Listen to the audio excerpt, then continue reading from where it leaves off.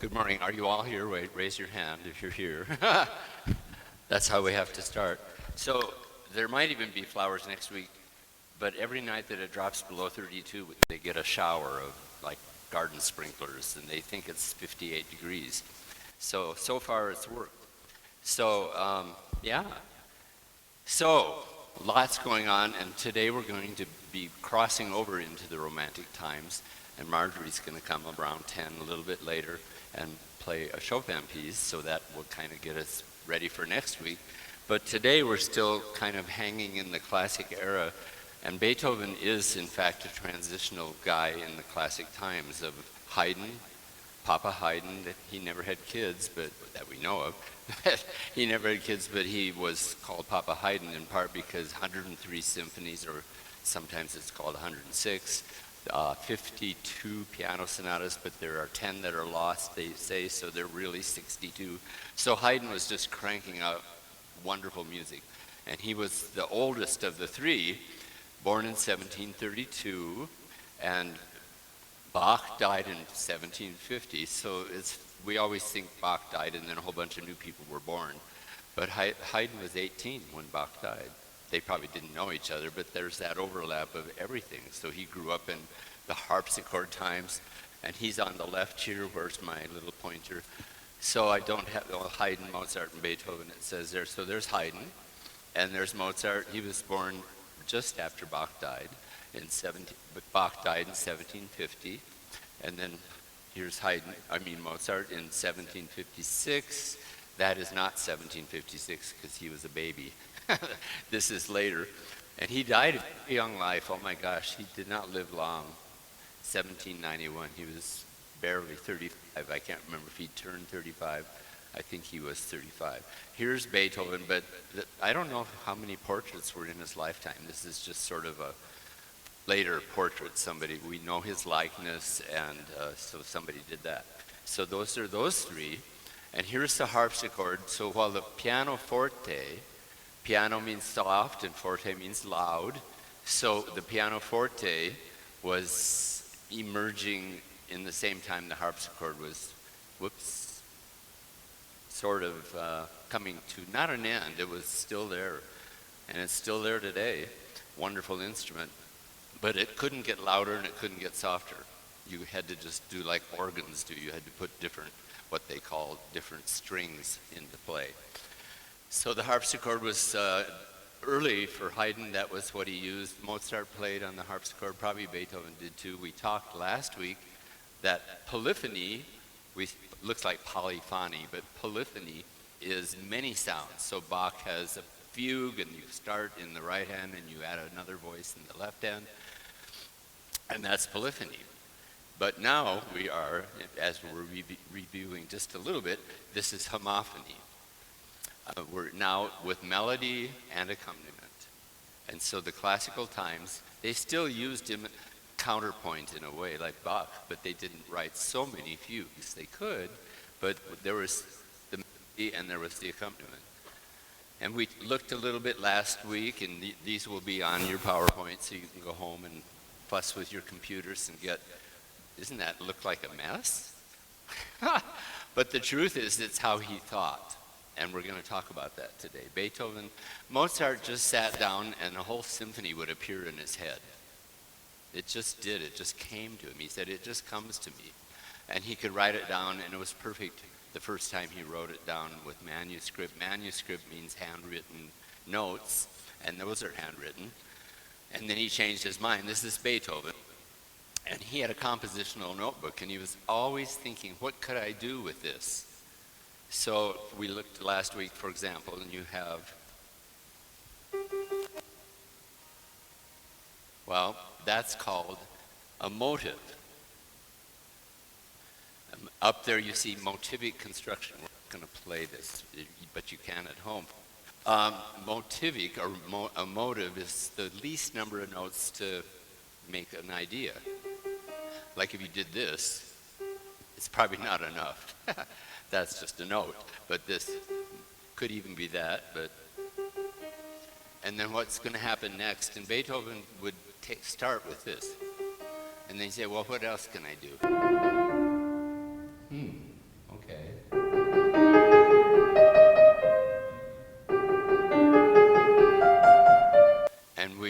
in the age of harmony. Bach was the guy where harmony just settled in, and everybody around that time was using harmony in the most wonderful ways. So, moving forward a little bit here. So this we're going to look at, and you're going to go a little bit nuts. And so we're going to look at the anatomy of a phrase. Well, we're having some sweet corn from Benson's. I don't know if they're finished with not, but that great sweet corn. But here's the anatomy of a kernel. Now that's going to be on your test next week. All these things you have to know. Well, isn't there a lot to know about a kernel? Well, in a way, a motive in music is like a kernel. It's an idea from which a piece can grow. So it's just, you don't have to know everything to enjoy the product. So if you want to learn about a kernel, you can. And if you want to just tune out and just listen to this wonderful music, that's fine too. But it's fun to know a little bit. So it's even possible you don't really need to know everything about a petal to enjoy a bouquet. So it's the same idea. So the pieces are just, everybody gets to enjoy it. Music is great. It reaches. It touches our hearts. It touches our souls. And we're talking how this instrument, this is from 1786, and Beethoven's piano, his early favorite piano was the same as Mozart's favorite piano. Because when Beethoven was born, Mozart had been, of course, born in 1756 and Beethoven in 1770. I have to know these dates, you don't have to. But so Beethoven was born and Mozart was 14 years old approximately. So Mozart, by the time Mozart was an adult, writing all this great music for the new-fangled pianoforte, this looked like a harpsichord really, and it only had the number of notes that we talked about last week, from here to here. And that was enough. And so this music, I'm going to play it for you.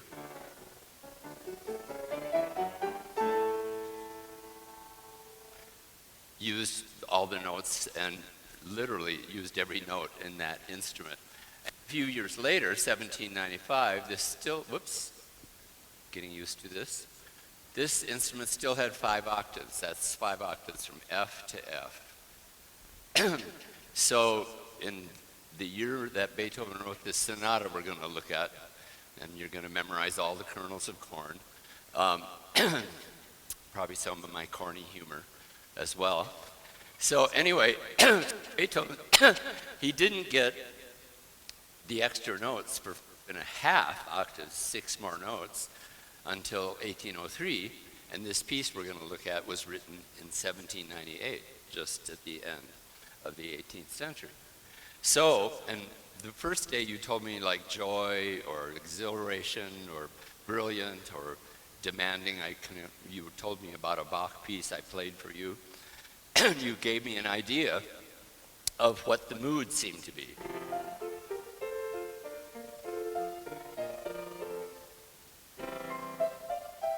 So exuberant something.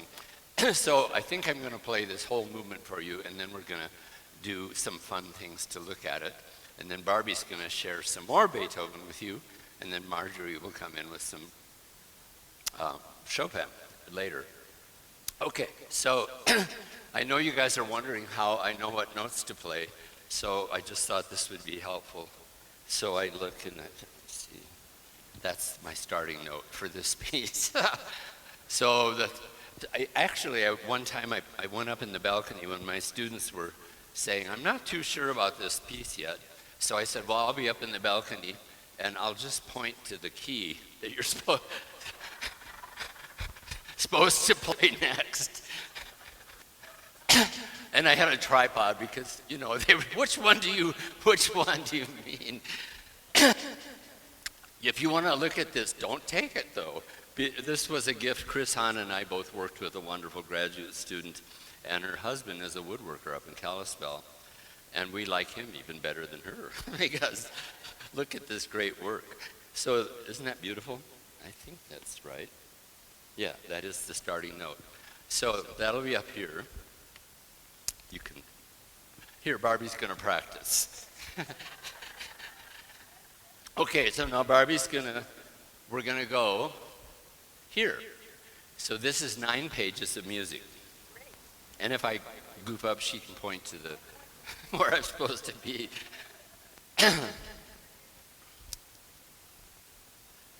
I know, I thought that too. I wanted to show you, now this is not Beethoven's, but I didn't get my coffee this morning, so all bets are off. But here's the deal. Did anybody have one of these, when you were a kid? A coffee grinder? Well, here's the deal. Beethoven was very exact, and you're going to feel this when we talk about how he could make a piece out of just 4 notes. And he could make a cup of coffee out of exactly, the guy had to be OCD, out of 50 coffee beans. He said 50 coffee beans makes the perfect cup of coffee. And then I think, da da da da, da da da da. And by the time he got to, oh my gosh, well, love to my great-grandmother. There went the 50, I spilled the beans apparently. Oh, some people tell me I should have been a stand-up comic, and then I say, well, then why was my mother always saying, sit down, sit down? Okay, we'll give this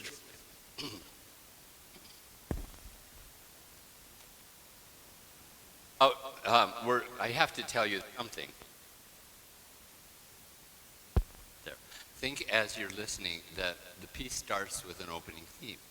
And it's based on 4 notes that you see up there, D, C sharp, B, A, and those are used throughout the piece. And that's just how he would take a kernel and make a whole plant, a whole piece. In fact, all 4 movements of this piece use that idea. So he was a genius. It was just different. It didn't just come to him, but it came out of him, came from him. So, Barbie, you can point where it says second theme. There, we're getting close. There, second theme. Can you read it okay? That little pink.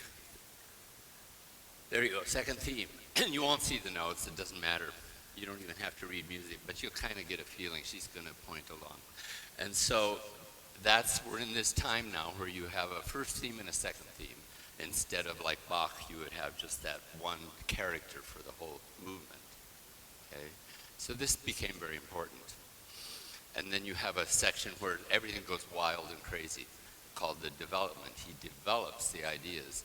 And then you come back home at the end, you'll hear a return at the beginning. And you hear this when you hear symphonies. So this became what we could call a very durable form, so that composers could use that as an inspiration. What can I do for the second theme that makes it different somehow? Okay, so here we go.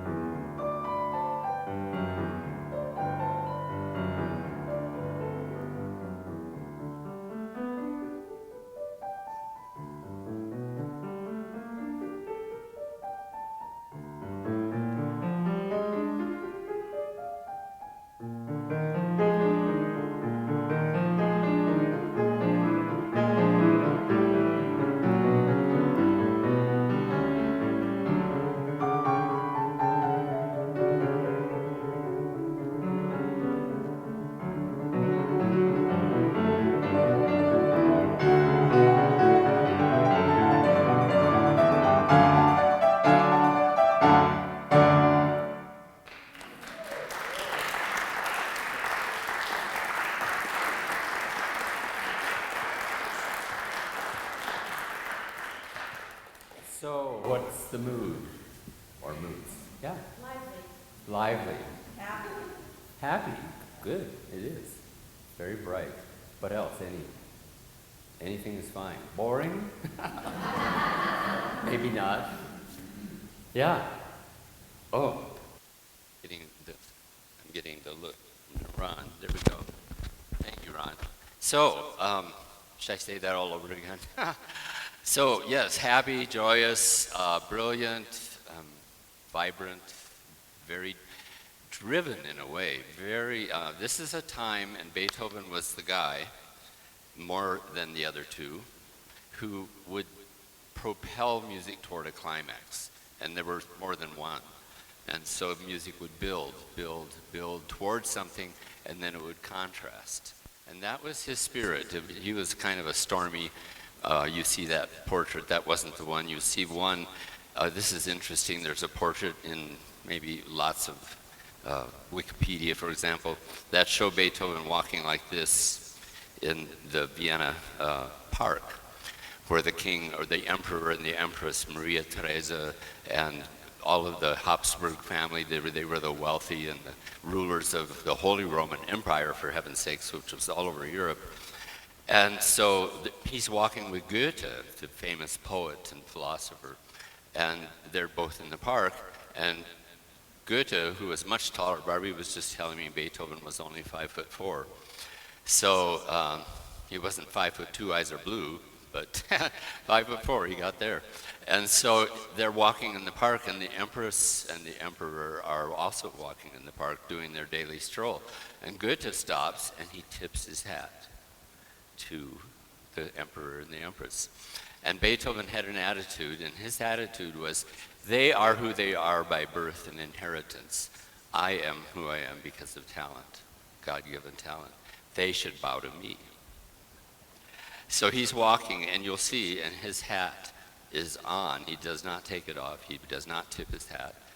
I don't think he was defiant, but you see what I'm saying? He knew that his gift was music and that the world. Yeah, in fact he was. He was not terribly successful because of his cantankerous nature. He didn't, I mean, the 50 coffee beans maybe got him up in the morning, but then he was sort of unruly the rest of the day. And so they weren't like handing it out. But he was a good businessman. He was a very good businessman. So people would say he'd play a new piano trio he'd written for piano, violin, and cello, and he'd play it in the royal homes because they had the people and they had the instruments and they had everything. And so he's playing for them and they're saying, well, when can we get a copy of this? You know, I dabble a little bit with the piano. I'd like to read through that piece. And he'd say, well, just be patient, you know. And he'd wait until enough people said, when can we get a copy, before he'd go get it published, right? Because he didn't need to advertise because the music was great. So let's go back and look a little bit at just some of it, and then we're going to keep track somewhat. My clock helps me with time. I don't have any way to know. This is fine. Just time. There used to be that little timer here. 9:24. Oh, sorry, we're done. Goodbye. Well, okay, we'll hang around. So,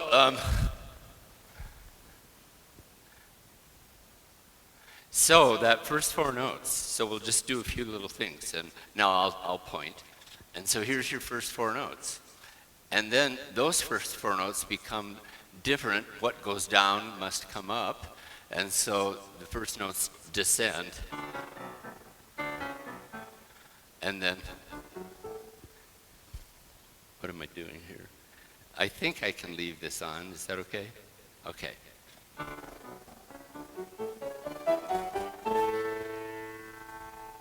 So I wrote the word prolong up there. I'm right there. I'm on, and this is that little bird's eye, we call it when you're a little kid and you learn. The teacher says, well, just think of that as a little bird's eye. And I'm thinking, yeah, I'm sure that bird isn't so happy. But anyway, that means hold it a long time. And so then that's part of Beethoven.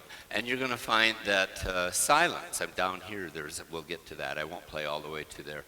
Silence is huge in Beethoven. He used silence. So did Haydn. Mozart could, but didn't so much. And remember last week I said Mozart is like everything he wrote sings. But everything Beethoven wrote is like a whole symphony playing. So you could imagine. So you have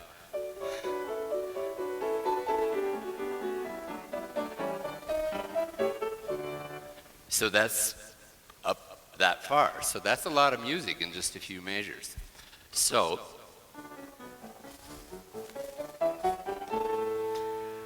now here's those four notes. Same. But they're in a different character already.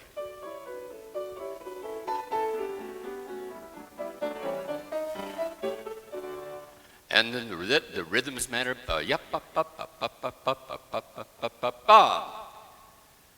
I want you home by 12 o'clock and not a minute late. And then you get to the second theme. I do this sometimes when I'm teaching, and it ruins the pieces for the kids because they can't play the piece without thinking, I want you home by 12 o'clock and not a minute late. But then you get.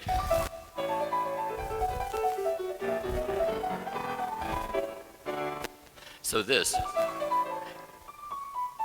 the four notes are in there, and this.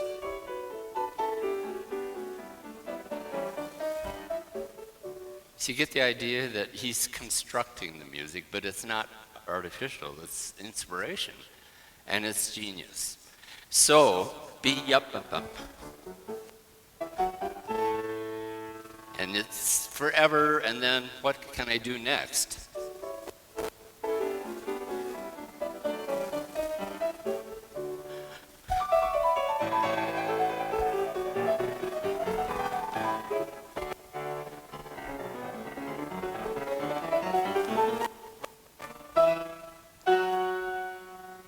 And that's a big arrival. There's one of those climaxy kind of things. The music is building to that moment. You don't know where it's going to go because it could go there, but this, but he didn't have those notes, so he couldn't do that. And then that's leading to B minor. Well, B minor is kind of dark or sad or just contrasting. It's a different mood. So then you have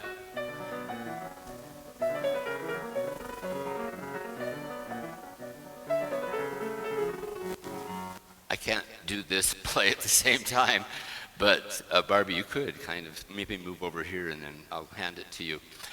So now that's the second theme. The second theme, dum-dum-dum-dum, want you home by midnight. So the thing, I thought of something like, oh mother dear, can I go away and come home after midnight or something like that. And she said, now sonny boy, I want you home by 12 and not a minute late. Something like that. So music is sort of a conversation or it's a story. Yeah, okay, so we say make yourself useful as well as ornamental. And so this is Barbie, the beautiful and ornamental love player as well. So she's going to show that second theme. And so there's all kinds of things going on. So this, right here it says question underneath a little blue, look for the blue, and then down below it says answer, little blue again. So this is typical classical and phrasing. So you'd have a theme.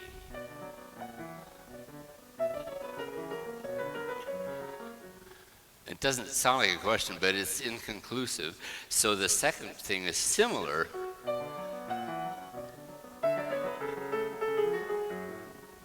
And that's where she says, not a minute late, and that's the answer. He said, mother dear, may I go outside and play, and then come back after midnight. Oh, sonny boy, I want you home by 12, because every mother wants their kid to be safe, and after midnight, you know. Maybe it's about Cinderella. We know what happened to her when she didn't get home by midnight. So anyway, so that's the answer. So then, right there in the left hand, I wrote some whatever color, that's sort of orange. It doesn't seem like it's related to anything but da-da-ba or da-da-ba. You could take those four notes and you could change the rhythm and use only three of them. And then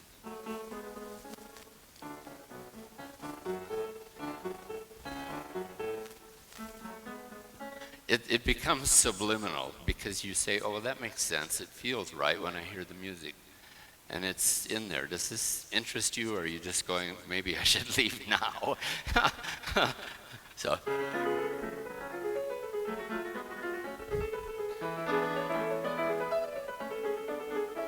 And even those are sort of statement, it's called call and response. Back on the first page, bottom. And then here's a little response. And here's the call.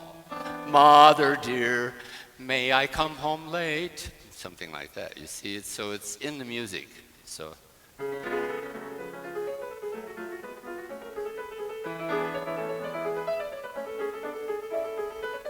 And this is related to, and all of that.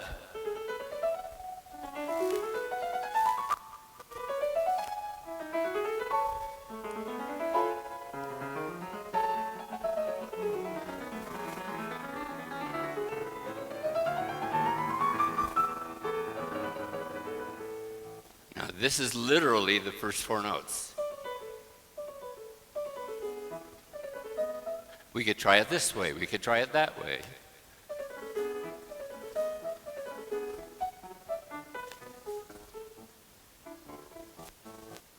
Now this was next to the last line down there. There. I have to point to Barbie more to point to the music. But she is ornamental. You have to admit that.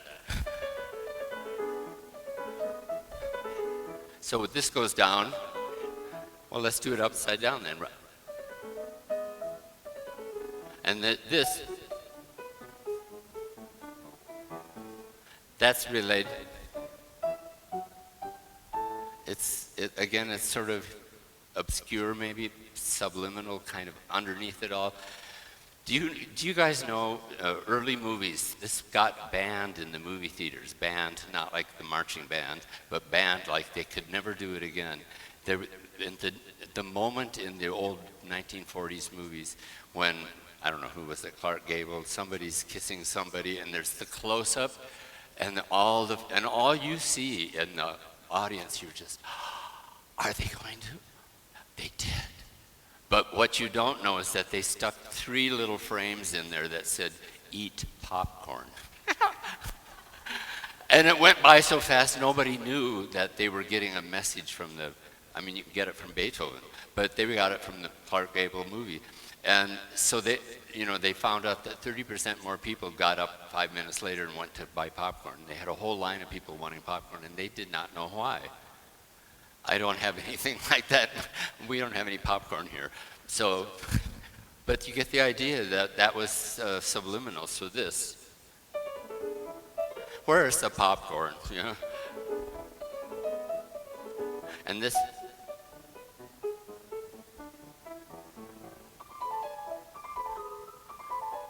now this is the very top note on his piano. He had to use it.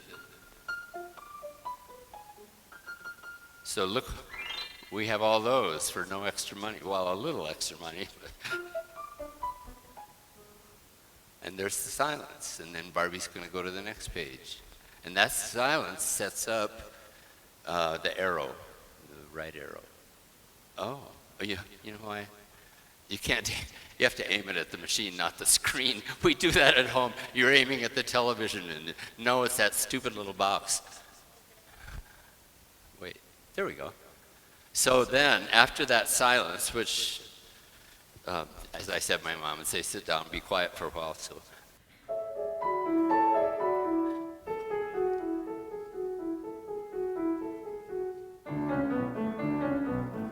in the left hand,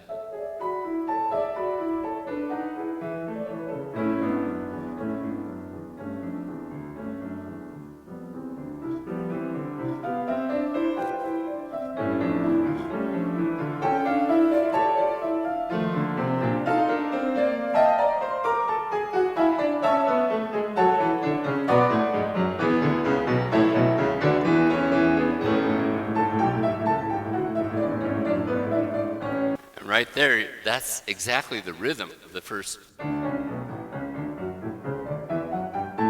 But it's, maybe you could use the word playful. You see what I mean? So, where am I going to look? Aha, there.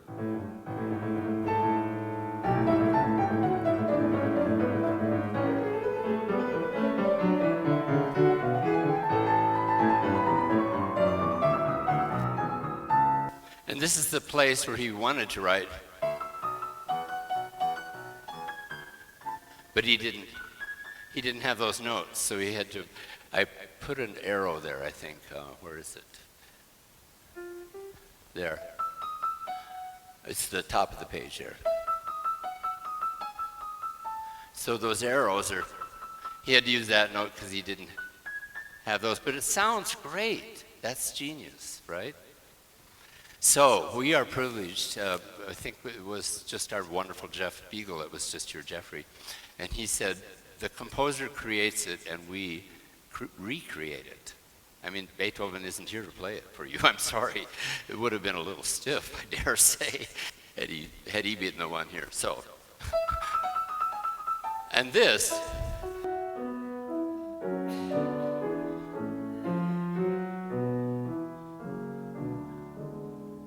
so everything's sort of calming down at the end of that first section. I didn't do the repeat, that where you see the repeat sign, Barbie, you can show us.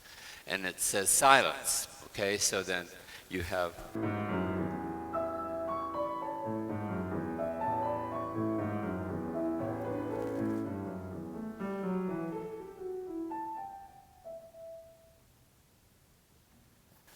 so somebody said this to me once. I'm half Norwegian, so they said, do you know how to keep a Norwegian in suspense? And I'm supposed to have said for the joke, well, first I have to warn you that I am Norwegian. Oh, okay, well then I'll tell it really slowly. And then or the other one is, do you know how to keep a Norwegian in suspense? And then let's say Gary's Norwegian. Are you in suspense yet? Okay, so so that's silence in music. So you have, I mean, I'm not just supposed to be funny. I'm trying to teach you guys something, but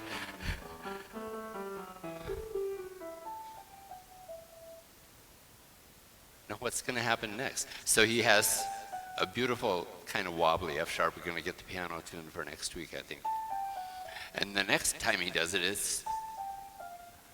he uses the minor sound.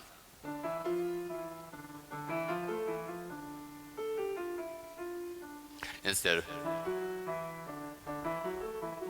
that would not work on the Volga River, so you have to do the Volga boat song. So you have to use the F natural. I could get my guide over there. Where's my little wooden block to show you where the F natural is? Yes, I knew this was going to come in handy. It's right there instead of that one. You play that one. And it feels different, and it feels a different mood, and you see teaching devices of all kinds.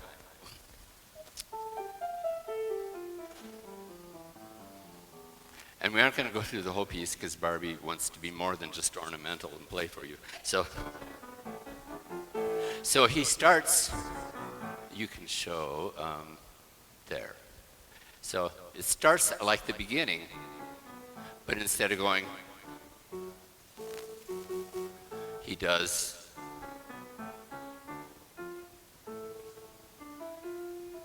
Doesn't that feel darker and different and a little cloudy? And okay. So then, and now we're going on the adventure. This is the kid that it's after midnight. He lost his way. He doesn't even know how to get home. You could say it this way: all hell broke loose, and it's a development. And how am I going to get out of this?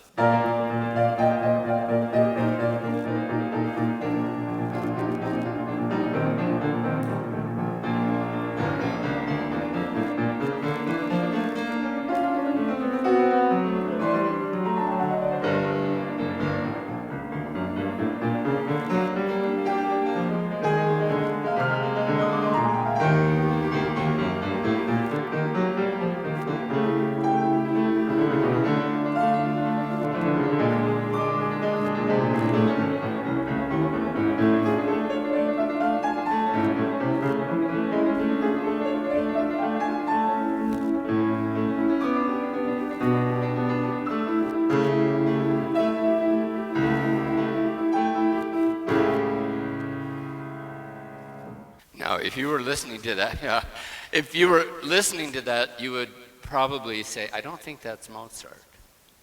You know, Mozart would be going.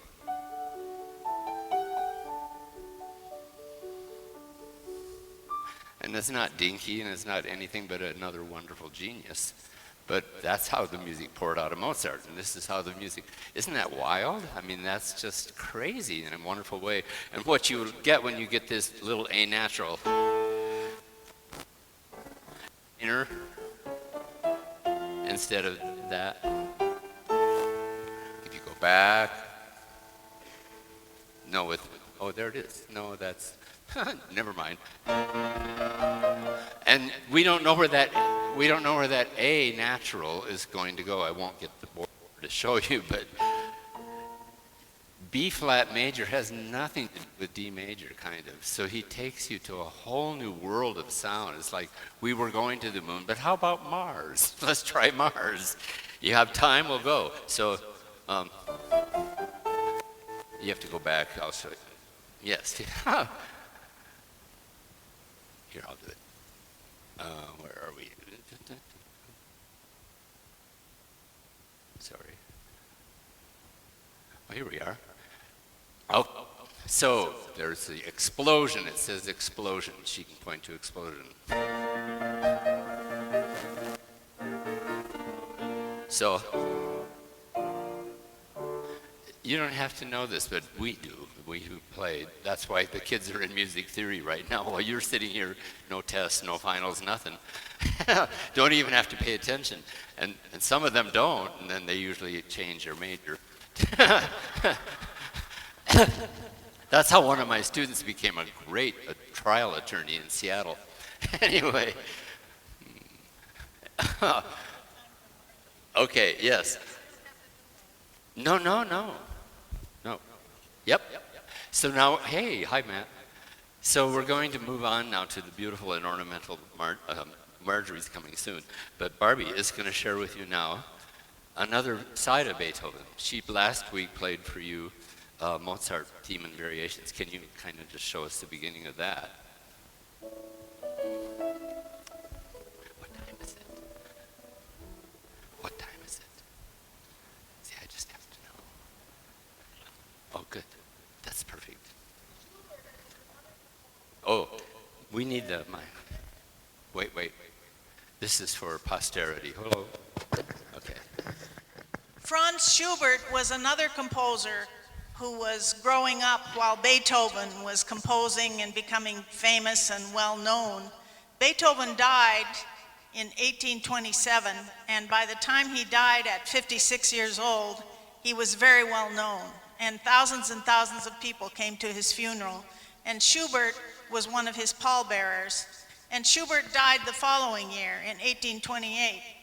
And Schubert had requested that he be buried next to Beethoven in Vienna, which he was.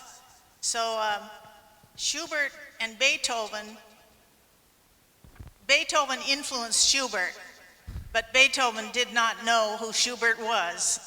Schubert was very poor. He was never famous. The only concerts he ever gave were on other people's pianos in their living rooms. And so Schubert wrote a sonata before he died, but after Beethoven died, in his last year, in 1828, before he died. And it was in the key of C minor, because Beethoven's C minor, Fifth Symphony, and also he wrote a set of variations, 32 variations in C minor. And if you read the letters of Schubert, or if you read the letters of Beethoven, Schubert wrote in his letters that he had performed Beethoven's 32 variations. Well, his last sonata, one of his last sonatas in C minor, he uses the theme of Beethoven's theme and variations at the beginning of his sonata. So after I play the 32 variations, I'm just going to play the opening of Schubert's sonata so you can see. He has the spirit of anger almost in his sonata, like, why did Beethoven die? And so I'll just, before I start the 32 variations, I'll play the first two notes in the Beethoven variations, and then I'll play the first two notes in Schubert's sonata in C minor. You'll see there's sort of a similarity in a way. They're both in C minor. That's a hint. That's a hint. Okay, so first, this is Beethoven. That's how Beethoven's variations start. This is Schubert. So you can see that's C minor. That's Beethoven. That's Schubert. So now I'm going to do the 32 variations by Beethoven. If you can help me out at the very end, I need to page.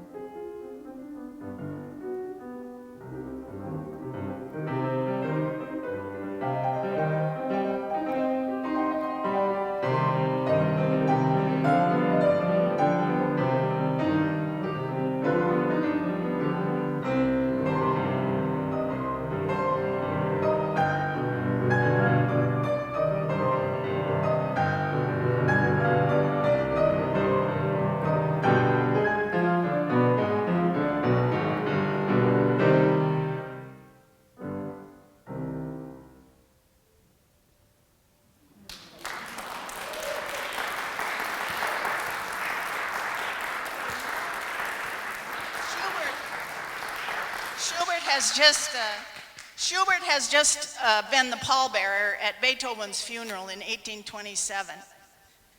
So Schubert, still unknown, goes on to write his last 3 piano sonatas, which are the whole set. All 3 of them are like he's remembering Beethoven. It's just, I can't even begin to tell you. I've studied all of the Schubert sonatas, and I just can't get over it, how much he was influenced by Beethoven. So this is just the very beginning, the first page. And you'll hear the Beethoven's theme is this. That's all it is. And in the bass, I've got to play something. It goes back. Now with Schubert, he uses this, but as a bass, he keeps the C in the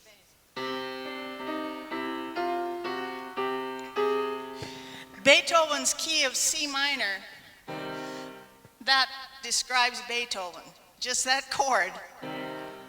See, if you had the Fifth Symphony of Beethoven, go like this.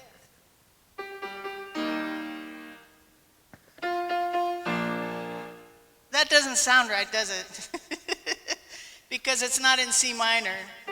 That's E flat major. That's B flat major. But now let's do it in C minor. And then he goes back to C minor. Okay, so we're in C minor for sure. So here's, I hope you can recognize the theme because it's there. It's basically, he has 1 measure on each of those notes. It's just an 8-measure theme. Okay, here we go.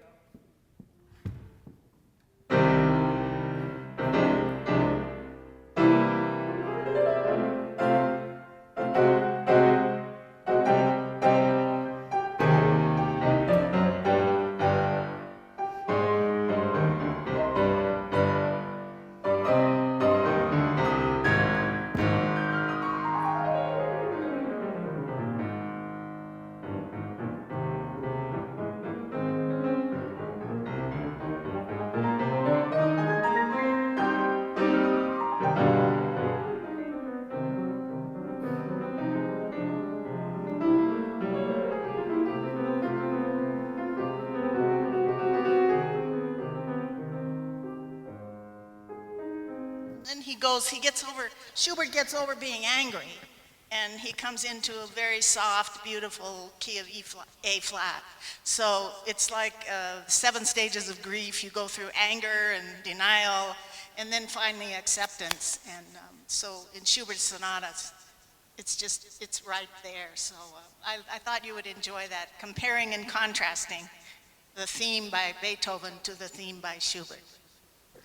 Wonderful, thank you. So you may not have noticed, and probably wouldn't have any reason to notice, but the highest note in the sonata I played was from 1798, and that's the highest note. And the highest note Barbie played, not to be outdone, is that note. So that's when Beethoven had the 7 new notes. So that's called 6.5 octaves. So do you know the date of the composition of the C minor variations? Yeah, 1806. So 1806, and you remember the 1806, Schubert learned the variations by Beethoven and played them in somebody's house. And then in 1828, the year after Beethoven died, he wrote this C minor sonata, which it really reminds me of his thinking of Beethoven's death. So. Schubert, we don't really get to look at and listen to and hear all of the romantic composers. There's so many, and they're wonderful. And when we do keyboard lit courses here at the U, we spend a whole week on Chopin, right? 3 class periods. So you'll get the nocturne here in a few minutes, wonderful 5-minute, 6, 7-minute piece. And that'll be sort of an introduction to the romantic. But the fact that Schubert was born in 1797, so now Beethoven is 27 years old when Schubert is born. So in a way, it makes sense they didn't meet. They're generationally separate. But yeah, Schubert was 31. Yeah, so even younger than Mozart when Mozart died. So I'm just going to leave this here for now. But anyway, so Schubert's born in 1797, and Brahms is sometimes considered to be the end of that romantic, European romantic time. And Brahms died in 1897, so that's a 100-year span from birth to the final of the romantic composers that we often consider for piano music especially. And last year we did Rachmaninoff, and Rachmaninoff was born in 1872, I think, and so he lived till 1943 or 4, no, that's 43. He was 1873 to 43, that's it, exactly, 70 years. And that's called post-romantic because the world had moved on to Stravinsky and Schoenberg and all kind of crazy, wonderful stuff of the 20th century, but Rachmaninoff's heart was just melted with the romantics, and so that was his beautiful writing. So we're going to go on here soon. Marjorie, I bet, is back here. She's coming. Oh, she's right on time. Oh, this is so great. Marjorie, your timing is perfect. So before we start with Marjorie, though, any quick questions? Yeah, because, yeah. I know nothing about music. I can't read music. I want to know the differences between the different classical music periods, and so I'm loving your class. But with what Barbara was talking about, I'm from a literature background, and so So I know nothing about music is what I first said. So I'm not following along as well, but I want to know the differences between the classical periods. And with my background in literature, I was writing down my impressions of this piece, and so I felt it was more of an homage to Beethoven, and then it got into a conversation in a way with Schubert and with God. Like Schubert is mad at God, and God is then responding and saying, don't you get it? You know, I have the supreme power, and you know, and then there's this conversation. Why did you take Beethoven away from me? Blah, blah, blah. And so that's, you know, my literature background. Yeah. It was really nice. I loved that piece, the call and response kind of thing. And Right. You will find if you get to read about on your own, you can even do Wikipedia and just take each composer, and when you get to Schumann, for example, you'll find how he was so inspired by authors, by literary. And the romantic time, which we're now moving into with Marjorie here. Where did Barbie go? Oh, there. We're all here. So, what was I saying? Okay, remind me. Oh yeah, so literature. So oftentimes literature or architecture or visual arts came first before the music kind of found its way. But music was always and is always in transition. Every composer is unique, and so their music will be unique. So they're not trying to say, how did Beethoven do it? I think I'll do it differently. That was just an honest thing. I was going to mention, though, Schubert, as Barbie mentioned, Schubert never had a piano of his own. And that was fine with him. He was kind of a, well, you live from hand to mouth kind of life. They called it a bohemian lifestyle in Vienna. And he would sometimes share an apartment with two other guys, and whoever had some money would pay the rent. And that was just kind of an understanding that they had. But in Europe, they have these windowsills that are this wide because the walls are that thick, because that keeps the place cool in the summer and warm in the winter more than if it's this thick walls and the wind is howling through your walls. Well, he's sitting in the windowsill, and one of his friends brings him a new poem from one of the poets who Schubert would set to like 600 songs or however many. And so he's looking at the poem, and he's sitting in the windowsill is the story, and he's sitting there looking at the poem, and he said, well, the song is finished, and it's going to be quite good. So he'd already written this song just looking at the piece, at the poetry. And so people, have a command of their art, and Schubert was a gift, had a gift, and it was a gift, in fact, to all of us. Anyway, we now have our friend Marjorie here, and yay, and so, and we have maybe the microphone so Marjorie can talk a little. There we go. You can share your, I can, There it is. Hi. So Steve asked me to play a little Chopin for y'all. And just before I play this nocturne, just wanted to just say a few words. I don't know if y'all know that perhaps Chopin might have attempted to build a virtuoso career for himself, but he quickly realized that his tone was too delicate and his playing too sensitive to excite listeners in a large hall. And actually, crowds just scared him to death.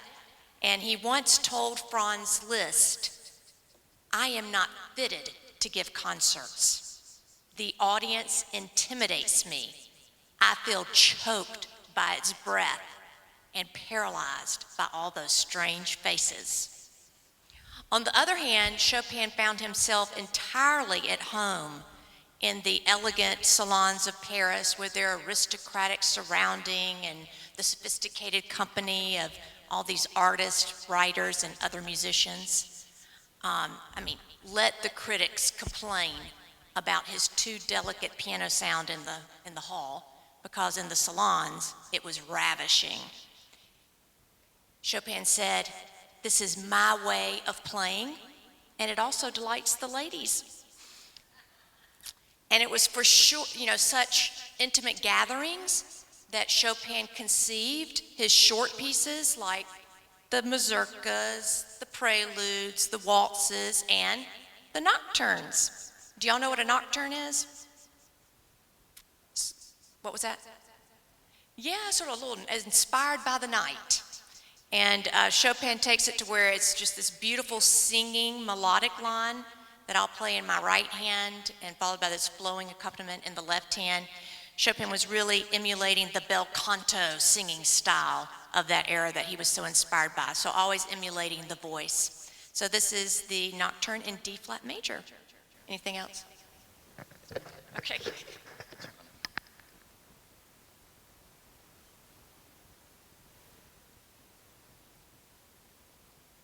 So the first page of the piece is up there, and here you'll see a couple of interesting things. That melody and accompaniment, we were talking about homophony. The melody and accompaniment is the basis of everything, and the left hand you'll see is doing the harmonies, you could say, and a beautiful accompaniment. And unlike Mozart, where it had to fit underneath the fingers, like Alberti bass, da-da-da-da-da-da, the way that Chopin could do it because of the pedal. A gentleman was asking me last week about the pedal, and we went through it together. And the pedal allowed wide spaced harmonies that are just heavenly open, like heaven opening kind of. And the melody is so beautifully placed, it's just perfect writing for this romantic time. And you know what? Beethoven died in 27, and Schubert in 1828, and Chopin was born in 1810, so he's 18 years old when Schubert dies, and he wrote this piece in 1836, so this is only 6 years after Beethoven's gone, and Schubert's also deceased, and so music was always changing, right? It wasn't like a big 20-year gap, and finally we got some romantic piano music from Chopin, so.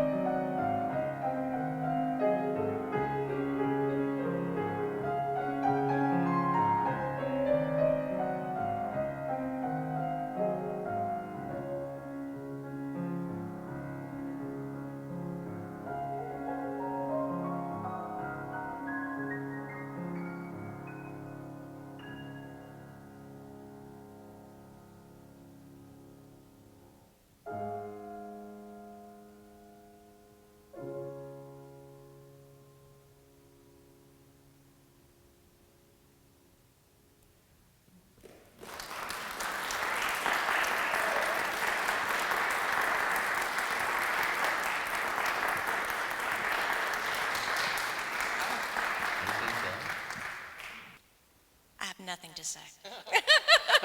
Chopin said it all. Isn't that beautiful? Just 7 years after Schubert died, right? Or it's 1836. 28, so 8 years. Yeah. So music's moving on, and thank you so much. It's beautifully played, and it's such a beautiful piece. She'll be back. Marjorie, anybody have a question about the piece before Marjorie goes, or anything? No. It was pretty full I don't know exactly the range, but I think we're good. Yeah, she's teaching. So I was playing a piece, my first teacher at the University of South Dakota when I was a kid, but they accepted me as a kid student, a young private student. And I was playing a piece where the top note I had to play was this high A, and it was written after, but he probably had that. And then the way I always knew that where to find that note is it was 2 notes down from,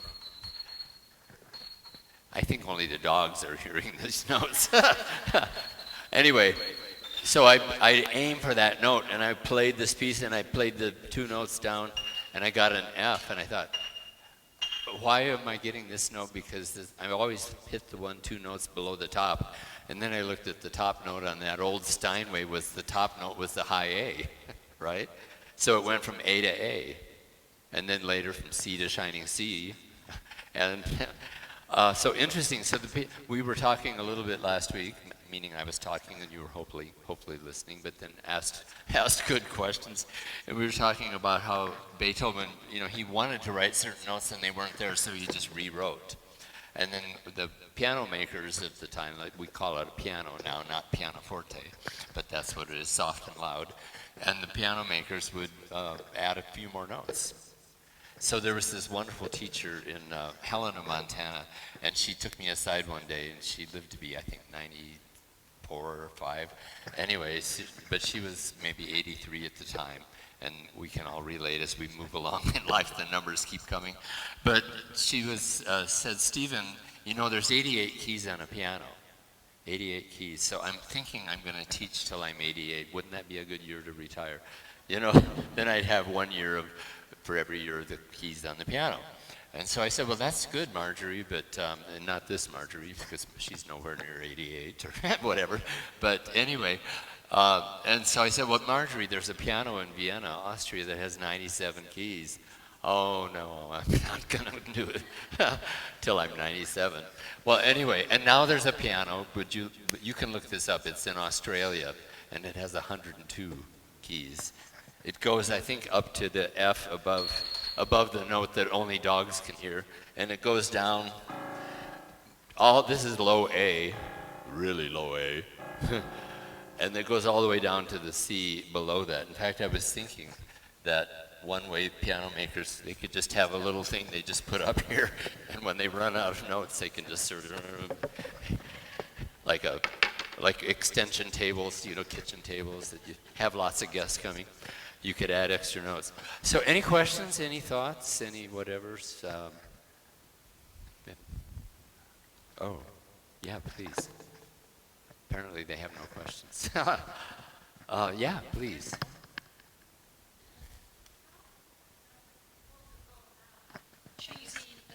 Test. How do they go about choosing the starting key, and why is it so featured in every, D flat major? How do they? Why are some pieces in D flat major and Yeah, Beethoven's sonatas in D major? Yeah. It's a really good question because there are actually composers who, when they hear a certain key, they see a certain color. And some people think like D major might be green, or so some people it might be blue. But D flat is, let's see, it's purple. So I'm trying to think, is there a song that goes?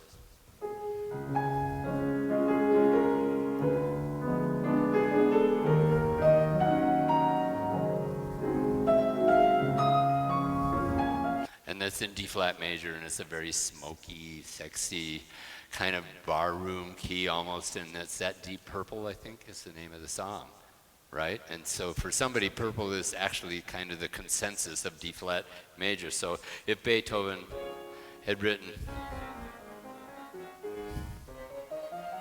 in D flat major, it would sound like that, but he wrote it in D major. In fact, I was thinking about this last night. I had a kind of a short night. I had to turn in 2 recommendations by 8 o'clock this morning.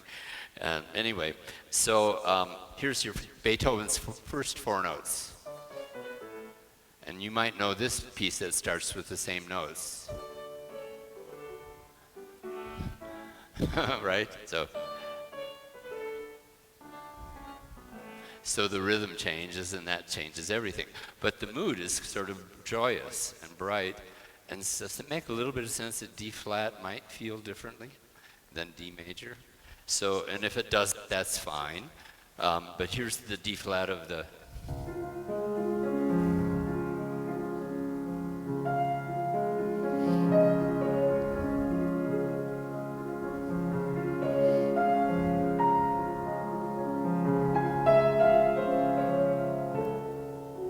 But if he'd written in D major, it would sound I'll try it.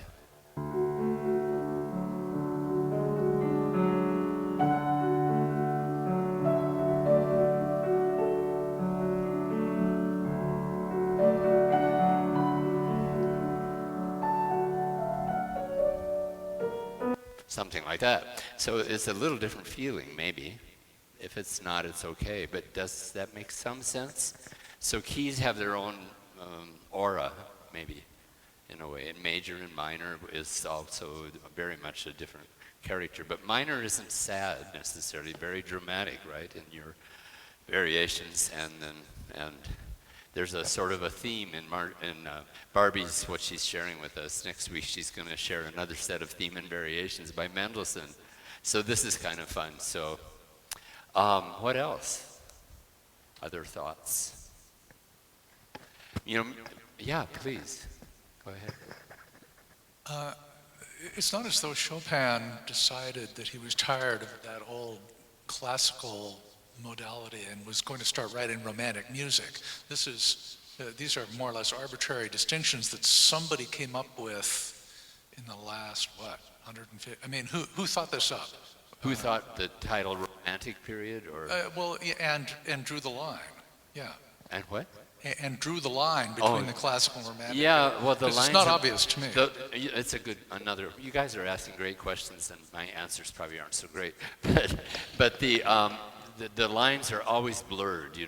Beethoven pushed the boundaries. He pushed the boundaries so much on form that he transformed form, they say.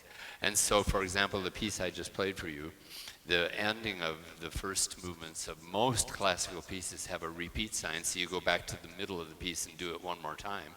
But Beethoven said, no, I've already said what needs to be said. Why would I go back here and repeat that?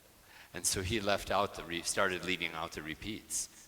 And Haydn said, well, why do we have to do a minuet? Let's just do a little peppier piece instead of the da-da, boom, boom, ba-da, ba-da, boom, boom, something like the minuet steps, whatever they might be. And so he said, no, we can do something faster and maybe almost like the jig or the jig. And so a lot of blurred lines. But collectively there is homophony and there's polyphony and there's people adhered to the doctrine of affections until it was time to let that go. And I mentioned a little bit about the humors, the 4 basic humors, and maybe they thought that music, this is Baroque, they thought that music affected your humors. And if you kept changing the music up, you'd kind of disrupt people's, you'd end up not with a cold, but maybe COVID, for heaven's sakes, And so they tried to, things up, I'm thinking literature and art and architecture and culture. And dress, clothing, everything is, is this tie too wide? It's too narrow, whatever. They're always changing. I think it's a marketing thing, How are we going to sell ties? Everybody has everything they want. Well, they're back to the wide tie, Anyway, what else? Anything? I think we have time for one more. You're a really good class. Thank you guys so much. Any other thoughts? When is recess? Where's the coffee? You promised it. Well, there's the grinder. We're getting closer. Would this work? Do you think? I was thinking about this. Would this work as a tip bowl for Barbie's trip that she's thinking of taking? Anyway. As always, Yeah. Thank you, Stephen, for your humor and your fun. Thank you, Barbie, for coming and being a part. And we will see you next week.